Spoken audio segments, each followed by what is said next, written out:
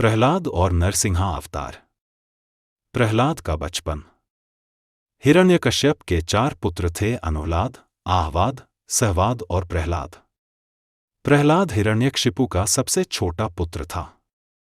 अन्य बच्चों की तरह उन्हें भी शिक्षित होने के लिए गुरुकुल भेजा गया।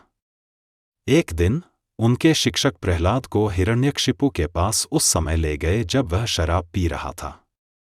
उन्होंने प्यार से अपने बेटे को गोद में लिया और पूछा, हे पुत्र, आप मुझे बताओ, अपने शिक्षकों से अब तक आपने क्या सीखा है? प्रहलाद ने कहा, हे पिता, मैं उन श्री हरि को नमस्कार करता हूं जिनका न कोई आदि है, न अंत है और न मध्यभाग, जो जन्म नहीं लेते और जो विकास और क्षय से मुक्त हैं। यह सुनकर हिरण्यकशिपु ने आचार्यों की ओर रक्तरंजित नेत्रों से देखा और उन पर चिल्लाकर बोला, हे अभागे ब्राह्मणों, मेरे आदेशों का सरासर उल्लंघन करते हुए आपने मेरे बेटे को मेरे दुश्मन की प्रशंसा करना सिखाया है। शिक्षकों ने माफी मांगते हुए कहा कि प्रहलाद जो कह रहा था वह उनके द्वारा नहीं सिखाया गया था। तब हिरण्यकश्यप ने प्रहलाद से पूछा कि उसे ऐसा किसने सिखाया था। प्रहलाद ने कहा, हे पिता, भगवान विष्णु जो हम सभी के हृदय में निवास करते हैं, सर्वोच्च प्राणी है। कौन उसके सिवा किसी को कुछ सिखा सकता है? हिरण्यकशिपु ने कहा, हे मूर्ख, वह विष्णु कौन है जिसके बारे में तुम मेरे सामने वर्णन कर रहे हो, जिसे सारे संसार का स्वामी कहते हो? प्रहलाद ने उत्तर दिया, भगवान विष्णु वह है जिसके बारे में योगियों द्वारा चिंतन किया जाता है। वह पूरे ब्रह्मांड के प्रवर्तक और परमेश्वर हैं। हिरण्यकशिपु बहुत क्रोधित हुआ। उसने कहा, मूर्ख, मेरे अलावा परमेश्वर कौन हो सकता है? क्या तुम मरना चाहते हो कि तुम इस तरह बड़बड़ा रहे हो? प्रहलाद ने कहा, हे पिता, आपका गुस्सा निराधार है। भगवान विष्णु आपके और मेरे सहित सारे विश्व के निर्माता हैं। वह हमारी सांसों को नियंत्रित करता है। क्रोधित हिरण्यकशिपु ने तब शिक्षकों को आदेश दिया कि वे प्रहलाद को तुरंत ले जाएं और उसे अच्छी तरह से पढ़ाएं। शिक्षक प्रहलाद को अपने साथ अपने गुरुकुल ले गए। प्रहलाद ने अपनी पढ़ाई पर ध्यान केंद्रित करना शुरू कर दिया। कई महीनों के बाद हिरण्यकशिपु ने एक बार फिर प्रहलाद को अपने महल में बुलाया और उसकी शिक्षा के बारे में पूछा। एक बार फिर से प्रहलाद भगवान विष्णु की स्तुति करने लगा। इस बार हिरण्यकशिपु ने उसकी हत्या का आदेश दिया। वह अपने बेटे को अपने अधिकार और नकली ईश्वर के पद के लिए खतरे के रूप में देखने लगा। प्रहलाद को मारने का प्रयास। हिरण्यकशिपु की आज्ञा से अनेक दुर्जय दैत्यों ने अपने अस्त्र शस्त्रों से प्रहलाद पर आक्रमण कर दिया। लेकिन प्रहलाद बेफिक्र खड़ा रहा। उसने कहा, हे मूर्खों, भगवान विष्णु आप में, मेरे और आपके शस्त्रों सब में विद्यमान हैं। आपके हथियार मुझे प्रभावित नहीं कर सकते हैं। वास्तव में राक्षसों के हथियार प्रहलाद को छू भी नहीं पाते थे।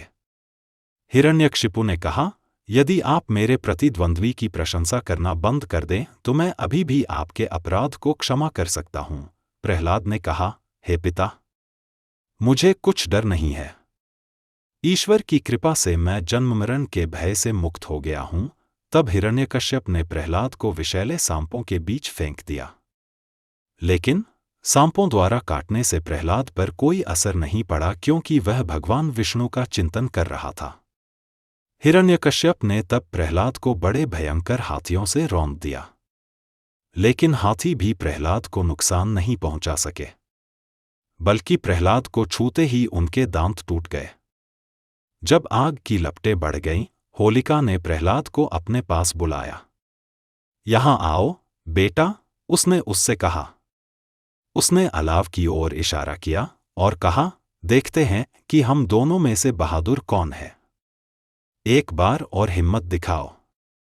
आग में मेरे पीछे हो लो। यह कहने के साथ ही होलिका आग की लपटों में घिर गई। उसकी जादुई शक्तियों ने उसे नुकसान पहुंचाने से बचाया। अपने प्रभु से प्रार्थना करते हुए प्रहलाद भी आग में उसके पीछे चले गए।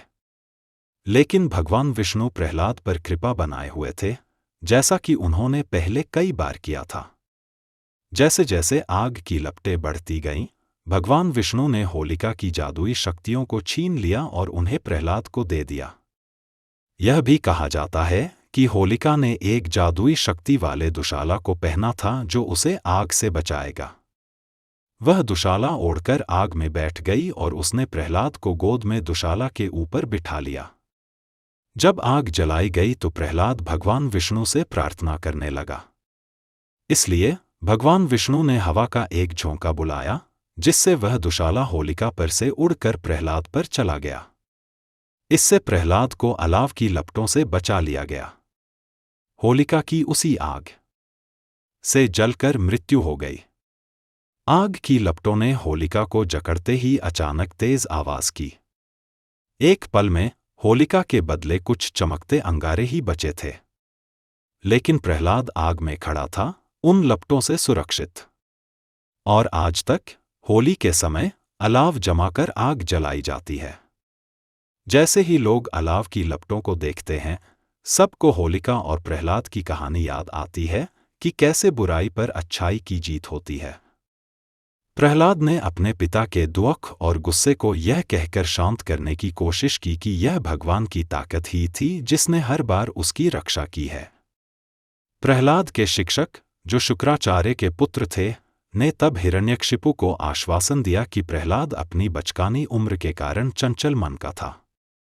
उन्होंने राक्षस राजा को प्रहलाद को बदलने का आश्वासन दिया और उसे एक बार फिर अपने आश्रम में ले गए। प्रहलाद की शिक्षा का पूर्ण होना। उन सभी प्रयासों के विफल होने के बाद प्रहलाद को फिर शिक्षकों के आश्रम में भेज दिया गया। एक बार फिर से उसने अपनी शिक्षा शुरू की। शिक्षकों ने उन्हें सभी संबंधित विषयों में प्रशिक्षित किया। तब वे एक बार फिर प्रहलाद को उसके पिता के पास ले गए और उससे कहा कि अब उसकी शिक्षा पूर्ण हो गई। हिरण्यकशिपु ने पूछा, हे पुत्र, दूसरों के साथ कैसा व्यवहार करना चाहिए? मुझे बताओ कि अब तक आपने क्या सीखा है। मैं मित्र और शत्रुओं के साथ व्यवहार के संबंध में राय आपकी जानने के लिए उत्सुक हूं। प्रहलाद ने कहा, हे पिता, वास्तव में मेरे शिक्षकों ने मुझे वे सब राजनीतिक नीतियां सिखाई हैं जिन्हें मित्रों और दुश्मनों पर लागू किया जाना है। लेकिन क्षमा करें पिताजी, मुझे कोई दोस्त या कोई दुश्मन नहीं दिखता। इसलिए मेरी राय में ये नीतियां अप्रासंगिक हैं। भगवान विष्णु सर्वत्र और सभी प्राणियों में विद्यमान हैं। इसलिए व्यक्ति को बिना किसी अंतर के सभी के हित और लाभ के लिए अपनी बुद्धि और शक्ति का उपयोग करना चाहिए। 4. हर कोई सिंहासन और एक बड़े राज्य की अभिलाषा रखता है, लेकिन केवल वे ही इन चीजों को प्राप्त करते हैं जो योग्य हैं और उनके भाग्य में ये होते हैं। वैभव की इच्छा रखने वाले सभी लोगों को पवित्र कर्मों को संचित करने का प्रयास करना चाहिए। जो लोग उद्धार की लालसा रखते हैं, उन्हें सभी के लिए निष्पक्ष दृष्टिकोण प्राप्त करने का प्रयास करना चाहिए। ऐसे कर्म ईश्वर को प्रसन्न करते हैं और जब वह प्रसन्न होता है तो सभी दुख क्षीण हो जाते हैं। नरसिंह अवतार और हिरण्यकशिपु का अंत। अंततः हिरण्यकशिपु ने प्रहलाद को अपने हाथों मार डालने का फैसला किया। उसने प्रहलाद को एक खंभे से बांध दिया और भगवान विष्णु के लिए अपशब्द कहते हुए चिल्लाया, अगर विष्णु हर किसी जीव और हर चीज में है, तो क्या वह अभी यहाँ प्रकट हो आपको मेरे द्वारा मारे जाने से बचा सकते हैं? उसने खंभे को अपने पैर से ठोकर मार दी। जैसे ही वह खंभे से टकराया, वह टूट गया और उसमें से नरसिंह अवतार में भगवान प्रकट हुए। उनका रूप आधा मानव और आधा शेर के रूप के साथ दुर्जय था। हिरण्यकश्यप को दहलीज पर घसीटते हुए नरसिम्हा ने उसे गोद में उठा लिया और फिर अपने शक्तिशाली पंजों और नाखूनों से उसकी हत्या कर दी। इस तरह ब्रह्मा के वरदान की अस्मिता की रक्षा हुई। वह भगवान नरसिंह द्वारा मारा गया था, जो न तो मनुष्य थे और न ही जानवर और न ब्रह्मा की बनाई कोई और रचना। समय शाम का था, न दिन था और न ही रात। हत्या का स्थान न तो भूमि थी और न ही आकाश। हत्या का साधन पंजे और नाखून था, जो न कोई अस्त्र और न ही कोई शस्त्र ही था। अपने पिता की मृत्यु के बाद प्रहलाद ने सिंहासन संभाला और धार्मिक रीतियों से अपनी प्रजा पर शासन किया। प्रहलाद की कहानी हमें अटूट विश्वास और भक्ति की शक्ति सिखाती है। यह दर्शाता है कि विपत्ति का सामना करने में भी किसी को अपने विश्वास के प्रति सच्चे रहने से दैवीय सुरक्षा और अंतिम जीत हासिल हो सकती है।